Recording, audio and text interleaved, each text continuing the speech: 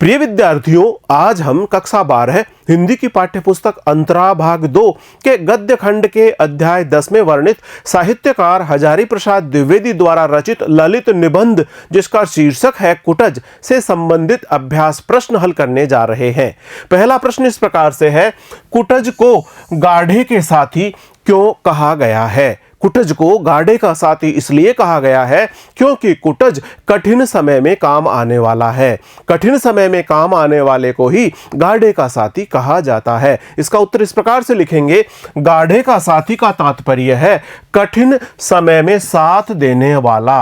हिमालय पर गर्मी में जब कोई अन्य फूल खिला हुआ दिखाई नहीं देता तब कुटज ही हरा भरा और खिला खिला दिखाई पड़ता है। कालिदास ने अपने काव्य मेघदूत में लिखा है कि जब रामगिरी पर रहने वाले यक्ष ने अपनी प्रिया के पास संदेश भिजवाने के लिए मेघ को तैयार किया तब उसने उसे अंजुलि भरकर कुटज पुष्प अर्पित किए। जब नीलकमल, चमेली तथा अरविंद जैसा कोई दूसरा पुष्प उपलब्ध नहीं हो पाया तब कुटज ही काम आया। इस प्रकार से जब और कोई साथी नहीं हो, कठिन परिस्थिति हो और कठिन परिस्थिति में जो साथ निभाए उसे ही गाढ़े का साथी कहा जाता है। इस कारण द्विवेदी जी ने कुटज को कठिन समय में साथ देने वाला यानी गाढ़े का साथी कहा है। अगला प्रश्न इस प्रकार से है, नाम क्यों बड़ा है? लेखक के विचार अपने शब्दों में लिखिए। प्रिय विद्यार्थियों, आपने साहित्यकार हजारी प्रसाद द्विवेदी द्वारा रचित ललित निबंध जिसका शीर्षक है कुटज का बहुत ही अच्छी तरह से अध्ययन कर लिया है। इस पाठ को अध्ययन करने के दौरान नाम क्यों बड़ा है इस बारे में लेखक ने अपने विचार प्रस्तुत किए हैं। इन्हें आपको अपने शब्दों में लिखकर प्रस्तुत करना होगा।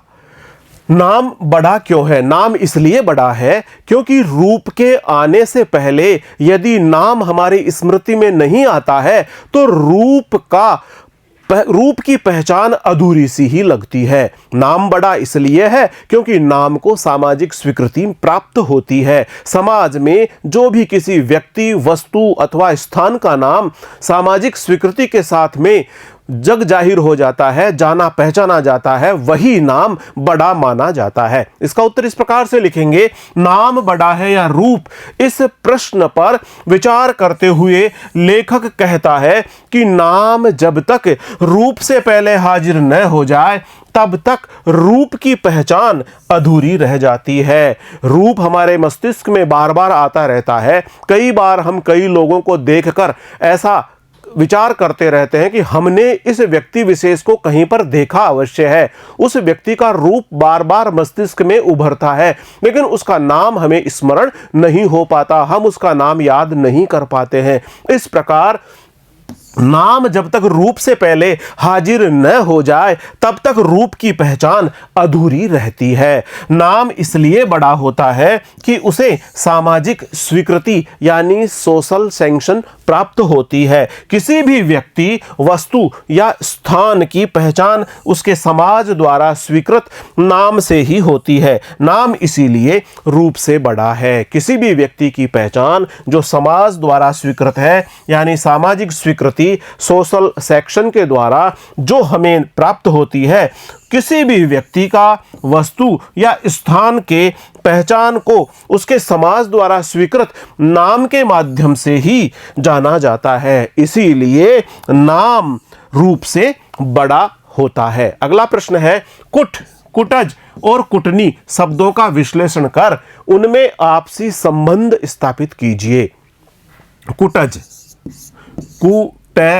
धन जय, इस प्रकार से कुटज शब्द का निर्माण होता है। कुट का आशय है घर या घड़ा और कुट धन जय जैसे आशय है उत्पन्न होने वाला, घड़ा से उत्पन्न होने वाला। इस प्रकार कुटज से आशय है घड़ा अथवा घर से उत्पन्न होने वाला। लेखक ने ऐसा कहा है कि प्रतापी अगस्त्य मुनि कुटज के नाम से ही विख्यात रहे हैं। ऐसा माना जाता है कि वे संभवतया घड़े से ही उत्पन्न हुए होंगे। घड़े से तो क्या उत्पन्न हुए होंगे, लेखक आगे इस बात को जोड़ता हुआ कहता है कि संभवतया वे कुटहारिका अथवा कुटकारिका। कुटहारिका और कुटकारिका घर में काम करने वाली दासी को कहा जाता है। इस प्रकार संभवतया वे कुटहारिका या कुटकारिका यानी दासी के पुत्र ही रहे होंगे। और कुटनी जो शब्द है, कुटनी का आशय है ऐसी स्त्री के लिए प्रयोग होता है जो स्त्री अपने मालिक के लिए किसी अन्य स्त्री को बहला फुसलाकर उस व्यक्ति से प्रेम करने के लिए उसे तैयार कर दे। इस प्रकार की स्त्री को कुटनी भी कहा जाता है। इसका उत्तर इस प्रकार से लिखेंगे, कुटज का शाब्दिक अर्थ है जो कुट से जैसे आशय उत्पन्न हुआ हो। कुट के दो अर्थ है, घड़ा या घर। प्रतापी मुनि अगस्त्य को कुटज कहा जाता है। कुटज यानी कुट से उत्पन्न होने वाले, घड़ा से उत्पन्न होने वाले कुटज कहा जाता है। लेखक के अनुसार वे घड़े से उत्पन्न होने के बजाय संभवतः दासी पुत्र ही रहे होंगे। संस्कृत में घर में काम करने वाली दासी को कुटहारिका तथा जो कुटिया या कुटीर में काम करे उसे कुटकारिका कहा जाता है। कुटहारिका ऐसी दासी जो घर में काम करे, कुटहारिका ऐसी दासी जो कुटीर में या कुटिया में काम करे। इस प्रकार दासी का काम करने वाली स्त्री को कुटहारिका अथवा कुटकारिका कहा जाता है। अगस्त ऋषि घड़े से तो क्या उत्पन्न हुए होंगे, हाँ वे घर में काम करने वाली ऐसी ही किसी कुटहारिका या कुटकारिका यानी दासी के पुत्र रहे होंगे, इसलिए उन्हें कुटज कहा जाने लगा। कुटनी जरा गलत ढंग की दासी को कहते हैं जो किसी स्त्री को बहला फुसलाकर अपने मालिक के प्रति आकर्षित करने के काम पर नियुक्त की जाती है। संस्कृत में उसे कुट्टनी भी कहा गया है। कुट्टनी संस्कृत भाषा में कहा गया है ऐसी स्त्री को जो किसी स्त्री को बहला फुसलाकर अपने मालिक के प्रति आकर्षित करने के काम पर नियुक्त की जाती है। अगला प्रश्न है, कुटज किस प्रकार अपनी अपराजेय जीवनी शक्ति की घोषणा करता है। कुटज का यह ठिगना सा नन्ना सा पौधा जो हिमालय पर्वत पर खिलता है, फलता है, फूलता है, यह बहुत ही विषम परिस्थितियों में अपना जीवन जीता है। वह पाषाण की छाती को फोड़कर सीधा बहुत गहराई में जाकर अपना जीवन रस ग्रहण करता है। बहुत तेज चलने वाली लू में भी यह हरा भरा रहता है। इस प्रकार से कुटज अपनी अपराजेय जीवन शक्ति की घोषणा करता है। इसका उत्तर इस प्रकार से लिखेंगे, कुटज विपरीत परिस्थितियों में भी जीवित रहकर अपनी अपराजेय जीवनी शक्ति की घोषणा करता रहता है। अपराजेय से आशय है ऐसी जीवनी शक्ति जो कभी पराजित नहीं हो सकती है। इस प्रकार अपनी अपराजेय जीवनी शक्ति की घोषणा करता रहता है क्योंकि कुटज हमेशा विपरीत परिस्थितियों में ही जीवित रहता है। कठोर पाषाण को भेद कर, झंझा तूफान को रगड़कर अपना भोज्य यानी भोजन ग्रहण कर लेता है। इसके आसपास की जो परिस्थितियां हैं, इसके जीवित रहने के दौरान यह बहुत ही विषम परिस्थितियों के साथ संघर्ष करता है।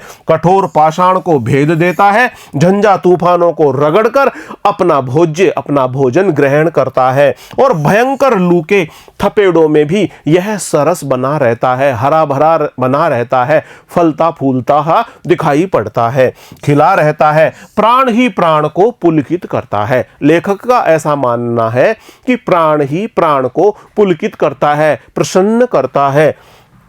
जीवनी शक्ति ही जीवनी शक्ति को प्रेरणा प्रदान करती है और जीवनी शक्ति द्वारा ही जीवनी शक्ति को प्रेरणा प्राप्त होती है। कुटज की यही अपराजेय जीवनी शक्ति हमें उल्लासपूर्वक जीने की प्रेरणा देती है और कुटज हमें अपनी इस जीवनी शक्ति के माध्यम से यह संदेश देता है कि हमें भी अपने जीवन को विषम परिस्थितियों से संघर्ष करते हुए पूरी तरह उत्साहपूर्वक उल्लासपूर्वक जीना चाहिए, चाहे सुख हो या दुख। अपराजित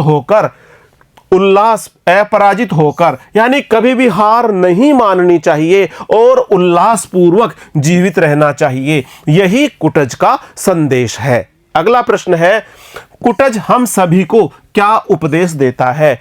टिप्पणी कीजिए। जैसा कि कुटज बहुत ही विषम परिस्थितियों में अपनी अपराजेय जीवनी शक्ति के माध्यम से अपने आप को हरा भरा रखता है, अपने फूलों के साथ में खिलता हुआ मुस्कुराता हुआ सा जान पड़ता है। कुटज का यही संदेश है कि चाहे सुख हो अथवा दुख, प्रिय स्थिति हो अथवा अप्रिय स्थिति, प्रत्येक परिस्थिति में पूरी तरह से संघर्षरत रहते हुए उल्लास भरकर अपने जीवन में अपने हृदय को कभी पराजित न करते हुए जीवन जीना चाहिए। इस प्रकार इसका उत्तर हम इस प्रकार से लिख सकते हैं, कुटज हम सभी को अपराजेय जीवन शक्ति का उपदेश देता है।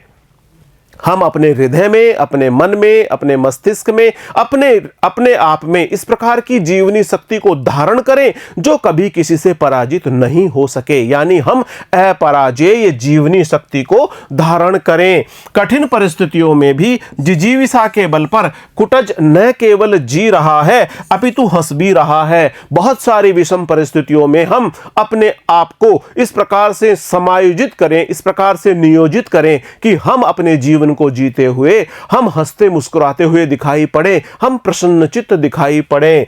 न वह किसी को अपमानित करता है, न ग्रहों की खुशामद करता है। वह अवधूत की भांति कह रहा है, चाहे सुख हो या दुख, वह अवधूत की तरह, यानी एक ऐसे संत, ऐसे सन्यासी, ऐसे व्यक्ति की तरह कह रहा है। अवधूत से आशय है ऐसा व्यक्ति जो सुख में, दुख में, किसी भी प्रकार की विषम से विषम परिस्थिति में भी सम रहता है। वह सुख में बहुत अधिक सुखी नहीं होता, दुख में अधिक दुखी नहीं होता, दोनों ही प्रकार की परिस्थितियों में वह सम बना रहता है। इस प्रकार से वह अवधूत की भांति कह रहा है, चाहे सुख हो या दुख, प्रिय हो या अप्रिय, जो मिल जाए उसे अपराजित हृदय से उल्लास सहित ग्रहण करना चाहिए।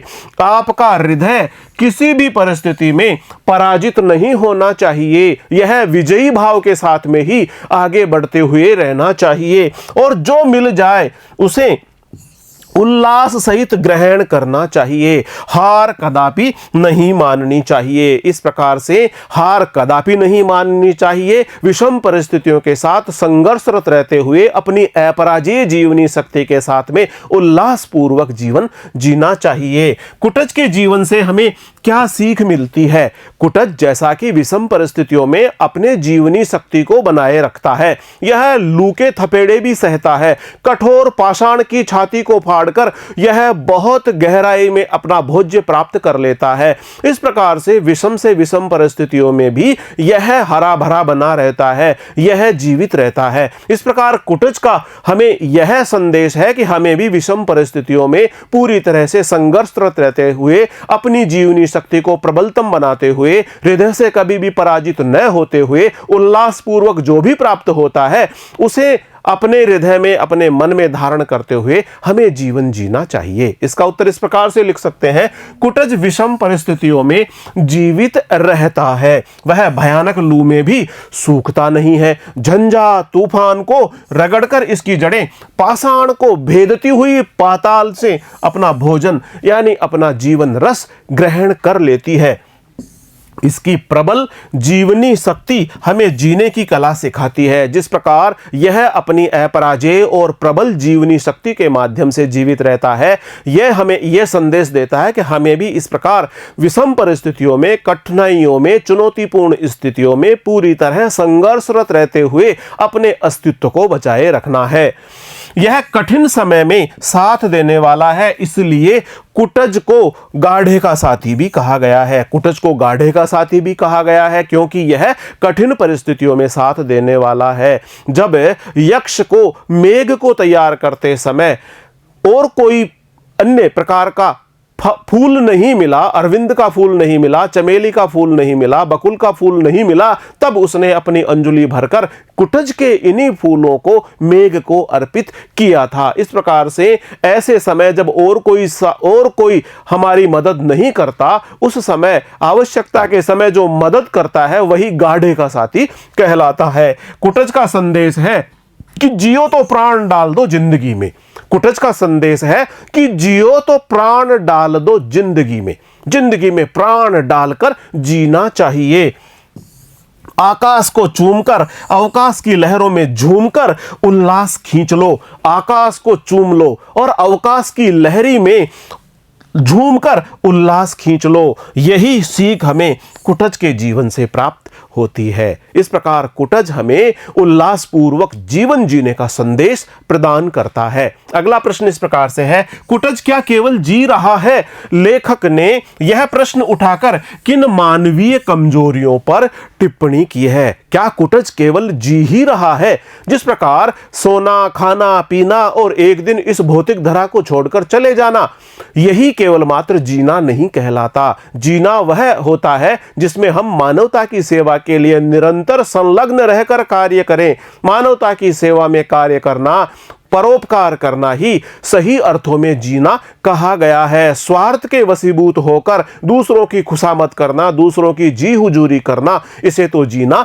नहीं कहा गया है। कुटज क्या केवल जी रहा है? इस प्रकार लेखक ने बहुत सारी मानवीय कमजोरियों पर टिप्पणी की है, जिसमें स्वार्थ प्रमुख रूप से उपस्थित होता है। इसका उत्तर हम इस प्रकार से लिख सकते हैं, कुटज केवल जी ही नहीं रहा, वरन वह हरा भरा होकर मुस्कुराता हुआ उल्लास के साथ जी रहा है, प्रसन्नता के भाव के साथ जी रहा है। और वह यह संदेश दे रहा है कि परिस्थितियां कितनी भी चुनौतीपूर्ण हो, कितनी भी विषम हो, हमें पूरी तरह से अपने हृदय को उल्लास में भर लेना चाहिए, कभी भी हार नहीं माननी चाहिए और इस प्रकार से हरा भरा रहकर मुस्कुराते हुए अपना जीवन जीना चाहिए।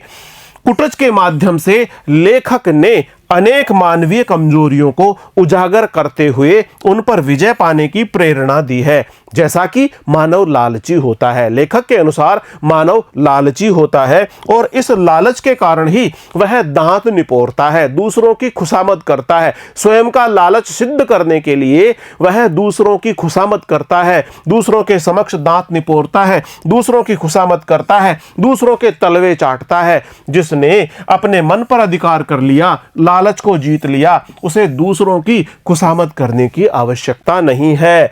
मनुष्य ही दूसरों को अवमानित करने के लिए ग्रहों की खुशामद करता है, आत्मोन्नति के लिए अंगूठियों की लड़ी पहनता है। जैसा कि हमने देखा है कि मनुष्य ही दूसरों को अवमानित करने के लिए अनेकों ग्रहों की खुशामद करता है और वह दूसरों का बुरा भी करना चाहता है। साथ ही साथ वह खुद की उन्नति करने के लिए, अपनी आत्मा की, अपनी स्वयं की उन्नति करने के लिए वह बहुत सारी अंगूठियां अपनी अंगुलियों में धारण करता है, यहां तक कि अंगूठियों की लड़ी ही वह पहन लेता है। किंतु कुटज मन पर सवारी करता है, लेकिन कुटज तो मन पर सवारी करता है, मन को अपने पर सवार नहीं होने देता। इस प्रकार लेखक ने कुटज के माध्यम से मानवीय कमजोरियों पर टिप्पणी की है। अगला प्रश्न इस प्रकार से है, लेखक क्यों मानता है कि स्वार्थ से भी बढ़कर, जिजीविषा से भी प्रचंड कोई न कोई शक्ति अवश्य है? उदाहरण सहित बताइए। लेखक का ऐसा क्यों मानना है कि स्वार्थ से भी बढ़कर और जिजीविषा से भी प्रचंड, जिजीविषा से आशय है जीवन जीने की प्रबलतम इच्छा, से भी बढ़कर कोई शक्ति अवश्य है? लेखक के अनुसार वह शक्ति है विधाता की रचना और योजना के अनुसार जीवन जीना। विधाता ने, इतिहास विधाता ने जिस प्रकार की योजना बना रखी है, उसी योजना और उसी रचना के अनुसार प्राणी मात्र जीवन जीता है। इसका उत्तर हम इस प्रकार से लिखेंगे, लेखक का मानना है कि स्वार्थ से भी बढ़कर तथा जिजीविषा से भी प्रचंड कोई न कोई शक्ति अवश्य है। प्राणी मात्र अपनी इच्छा से नहीं जी रहा, वरन इतिहास विधाता की इच्छा और योजना के अनुसार जी रहा है। इसी इतिहास विधाता की जैसी योजना है, इतिहास विधाता की जैसी इच्छा है, उसके अनुसार मनुष्य जी रहा है, प्राणी मात्र जी रहा है। संपूर्ण जगत के लोग, प्राणी मात्र, वनस्पतियां इत्यादि सब इतिहास विधाता की इच्छा और योजना के अनुसार ही जी रहे हैं। जब व्यक्ति स्वयं को दलित द्राक्षा की तरह निचोड़कर संपूर्ण मानवता के लिए न्योछावर कर दे, अपने आप को न्योछावर कर दे, और किस प्रकार न्योछावर कर दे? दलित द्राक्षा की तरह। जिस प्रकार कुचले हुए अंगूर अपने आप को समर्पित कर देते हैं, उसी प्रकार से कोई भी व्यक्ति स्वयं को कुचले हुए अंगूरों की तरह ही पूरी तरह से निचोड़ डाले और संपूर्ण मानवता के लिए, यानी सर्व के लिए न्योछावर कर देता है, तभी उसे आनंद की प्राप्ति होती है, किंतु जब तक वह स्वार्थ की दृष्टि से देखता है तब तक वह तृष्णा से ग्रस्त रहता है। जब तक स्वार्थ हावी रहता है, स्वार्थ की दृष्टि से देखता है, तब तक वह तृष्णा से ग्रस्त रहता है, कृपणता से युक्त रहता है और उसकी दृष्टि मलिन हो जाती है, उसकी दृष्टि दूषित हो जाती है।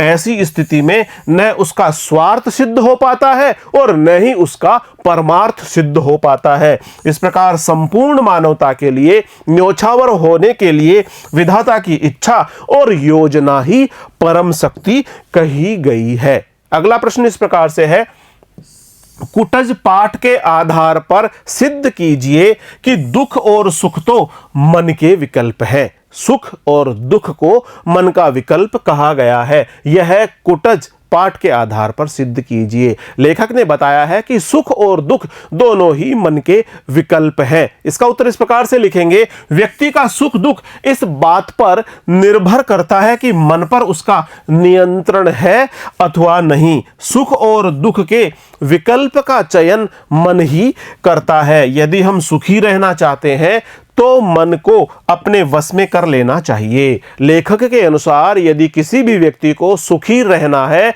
तो उसे अपने मन को वश में कर लेना चाहिए। जिस व्यक्ति ने अपने मन पर नियंत्रण कर लिया, जिस व्यक्ति ने मन को अपने वश में कर लिया, वही व्यक्ति सुखी रह सकता है। जिसने मन पर नियंत्रण कर लिया उसे न तो किसी के सामने हाथ फैलाना पड़ता है और न ही किसी की खुशामद करनी पड़ती है। न तो वह किसी के समक्ष हाथ फैलाता है और न ही वह जी हजूरी करता है, न ही किसी दूसरे के तलवे चाटने की नौबत आती है। जी हजूरी करनी पड़ती है अथवा तलवे चाटने की नौबत भी नहीं आती है। दूसरी ओर जिसका मन वश में नहीं है, जो लोभ, लालच और स्वार्थ से घिरा हुआ है, उसे तो दुखी रहना ही पड़ेगा। जिसका मन अपने बस में नहीं है, जो लोभ में, लालच में घिरा हुआ है, उसे तो दुखी रहना ही पड़ेगा। लेखक कहता है कि मैं उसी को सुखी मानता हूं जो मन पर सवारी करता है, मन को नियंत्रण में रखना जानता है। लेखक हजारी प्रसाद द्विवेदी के अनुसार वही व्यक्ति सुखी है जो मन पर सवारी करता है, जो अपने मन को नियंत्रण में रखना जानता है। कुटज इसीलिए सुखी है क्योंकि वह मन पर सवार है, मन को अपने ऊपर सवार नहीं देता। कुटज इसीलिए प्रसन्न है, सुखी है, क्योंकि वह मन पर सवार है, वह अपने मन पर किसी अन्य को सवार नहीं होने देता। इस प्रकार दुख और सुख तो मन के विकल्प कहे गए हैं। अगला प्रश्न इस प्रकार से है, निम्नलिखित गद्यांशों की सप्रसंग व्याख्या कीजिए। कभी कभी जो लोग ऊपर से बेहया दिखते हैं उनकी जड़ें काफी गहरी बैठी रहती है। ये भी पाषाण की छाती फाड़कर न जाने किस अतल गह्वर से अपना भोग्य खींच लाते हैं।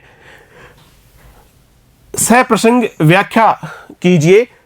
इसका प्रसंग इस प्रकार से है, ये पंक्तियां साहित्यकार हजारी प्रसाद द्विवेदी द्वारा रचित है, जो उनके द्वारा रचित ललित निबंध कुटज से ली गई है। इन पंक्तियों को हमारी पाठ्यपुस्तक अंतराभाग 2 में संकलित किया गया है।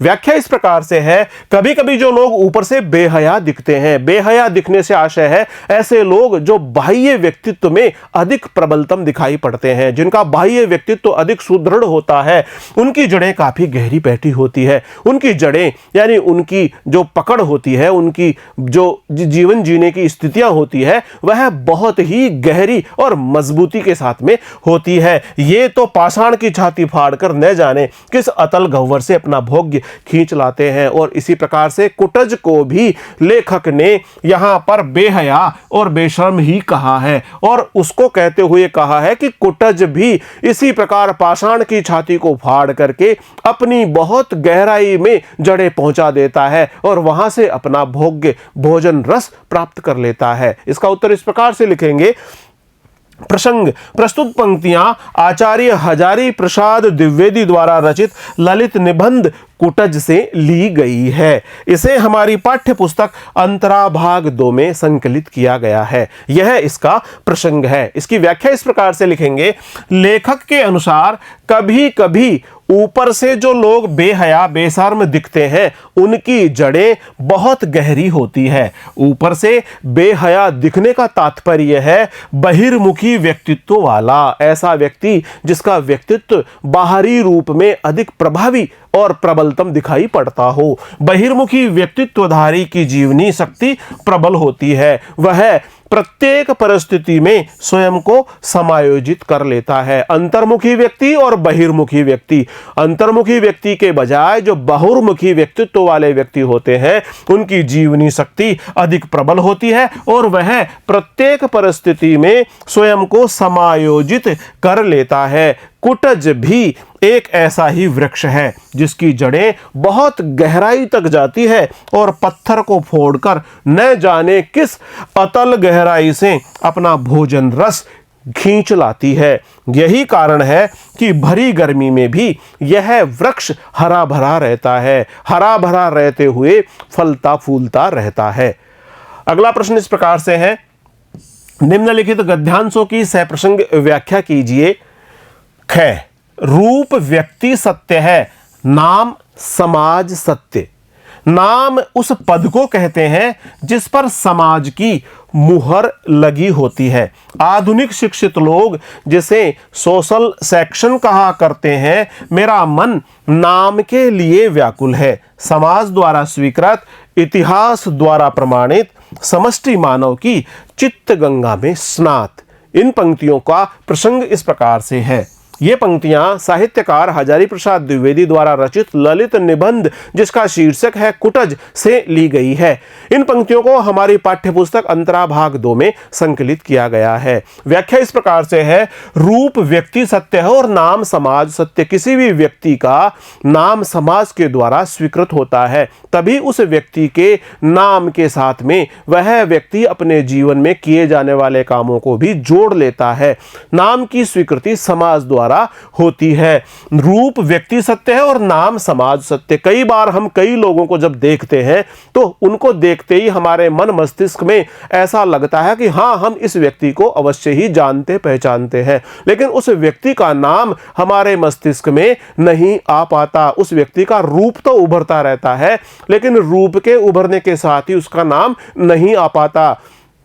जब नाम के पहले रूप ही आता है तो रूप के आने से उस व्यक्ति की पहचान अधूरी ही रहती है। पूरी पहचान तो उसके नाम के सामने आने के बाद ही होती है। और नाम को बड़ा इसीलिए कहा गया है क्योंकि नाम को सामाजिक स्वीकृति प्राप्त होती है। इसका उत्तर हम इस प्रकार से लिखेंगे।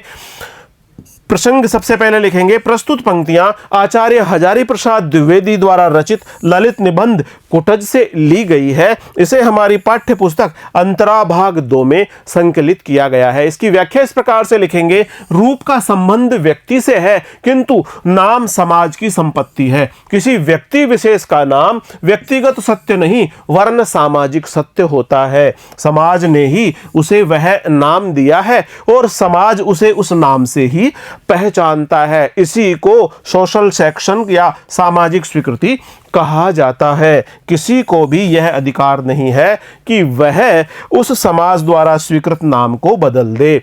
ऐसा करने पर तो उसकी पहचान ही लुप्त हो जाएगी। और यही कारण है कि लेखक का मन इस वृक्ष के यानी कुटज वृक्ष के नाम को जानने के लिए बहुत व्याकुल रहा है, जो समाज द्वारा स्वीकृत है तथा समाज रूपी मानव की चित्त रूपी गंगा में सरोबार है, स्नान किए हुए है।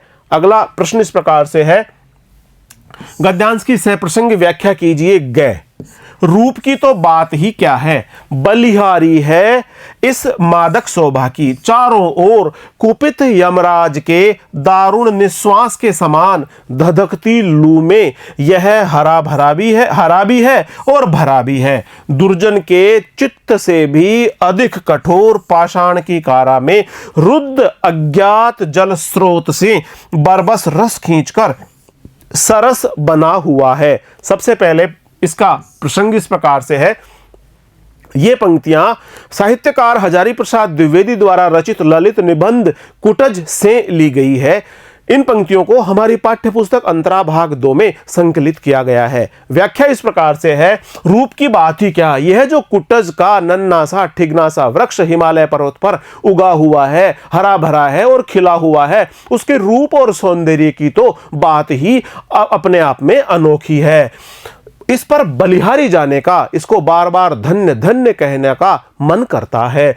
इस मादक शोभा का और इस पर बलिहारी जाने का जो भाव है वह इस प्रकार से है कि लेखक इस वृक्ष की हरे भरे पन रहने के पीछे इसकी अपराजेय जीवनी शक्ति को प्रमुख आधार के रूप में पाता है। चारों ओर कुपित यमराज, क्योंकि स्थितियां विषम है, परिस्थितियां बहुत चुनौतीपूर्ण है, जिस प्रकार से यमराज की क्रोधित होने की स्थिति में उसकी श्वास निकलती है, वो बिल्कुल ऐसे लगती है मानो धधकती हुई लू बाहर निकल रही हो। इस प्रकार क्रोधित यमराज की जो कठोर भयंकर बाहर निकलती हुई सांसों के समान लू चल रही है, उसमें भी यह कुटज का वृक्ष हरा भरा रहता है। और साथ ही साथ यह दुर्जन का चित्त सबसे कठोर चित्त कहा गया है, यानी दुर्जन के चित्त रूपी कठोरतम पाषाणों को चीर कर यह बहुत गहराई में यानी पत्थरों के कारागार में जो बंद अज्ञात जल का स्रोत है वहां पहुंचकर, वहां इसकी जड़ें पहुंचकर अपना भोग्य रस ग्रहण कर लेती है, बरबस रस खींचकर। और उसके पश्चात यह कुटज का वृक्ष सरस बना रहता है, हरा भरा बना रहता है, फल फूलों से लदा रहता है। इसका उत्तर इस प्रकार से लिखेंगे। सबसे पहले इसका प्रसंग लिखेंगे। प्रस्तुत पंक्तियां आचार्य हजारी प्रसाद द्विवेदी द्वारा रचित ललित निबंध कुटज से ली गई है। इसे हमारी पाठ्य पुस्तक अंतरा भाग 2 में संकलित किया गया है। व्याख्या इस प्रकार से लिखेंगे। लेखक कहता है कि जब चारों ओर भयंकर गर्मी में धधकती हुई लू यमराज की क्रुद्ध यानी क्रोधित सांसों जैसी चलती है, तब भी कुटज हरा भरा बना रहता है। कोई दूसरा वृक्ष उस प्रचंड ताप को सहन नहीं कर पाता, किंतु कुटज है कि इन विपरीत परिस्थितियों में भी मस्ती के साथ लहरा रहा है। विपरीत परिस्थितियों में भी हरा भरा होकर यह फूलों से लदा हुआ है। यही नहीं, अपितु इसकी जड़ें उस पत्थर को भी फोड़ डालती है जो दुष्टों के चित्त से भी अधिक कठोर है और अत्यंत गहराई में जाकर उस जल स्रोत तक पहुंच जाती है जो बहुत अतल गहराई में है और वहां पर पाषाण के कारागृह में बंद है। इस प्रकार पाषाण के कारागृह में अतल गहराई में बंद यह जो जीवन रस है उस तक भी इसकी जड़ें पहुंचकर जीवन रस प्राप्त कर लेती है। ये जड़ें वहां तक जाकर बलपूर्वक भोज्य सामग्री एवं जीवन रस खींच लाती है। इसीलिए इस भयंकर गर्मी में भी यह हरा भरा और खिला खिला सा रहता है। अगला प्रश्न इस प्रकार से है। गद्यांश की सप्रसंग व्याख्या कीजिए। घ हृदय ना पराजित है, कितना विशाल वह हृदय होगा जो सुख से दुख से प्रिय से अप्रिय से विचलित न होता होगा। कुटज को देखकर रोमांच हो आता है। कहाँ से मिली है यह अकुतो भया वृत्ति, अपराजित स्वभाव, अविचल जीवन दृष्टि। इन पंक्तियों का प्रसंग इस प्रकार से है।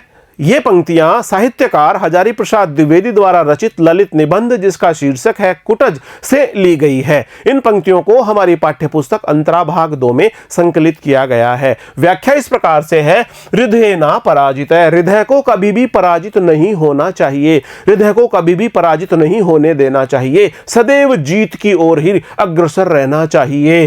कितना विशाल वह हृदय होगा जो सुख से दुख से प्रिय से अप्रिय से विचलित न होता होगा। कुटज की अपराजेय जीवनी शक्ति का बखान करते हुए लेखक कह रहे हैं कि कुटज भी इसी प्रकार से अपने हृदय से कभी पराजित नहीं होता, वह हमेशा विजय की ओर ही बढ़ता रहता है। कुटज को देखकर रोमांच हो आता है कि उसको ये अकुतो भया वृत्ति यानी कभी भी डर न मानने वाली जो वृत्ति है, जो स्वभाव है, वो कहां से प्राप्त हुई है।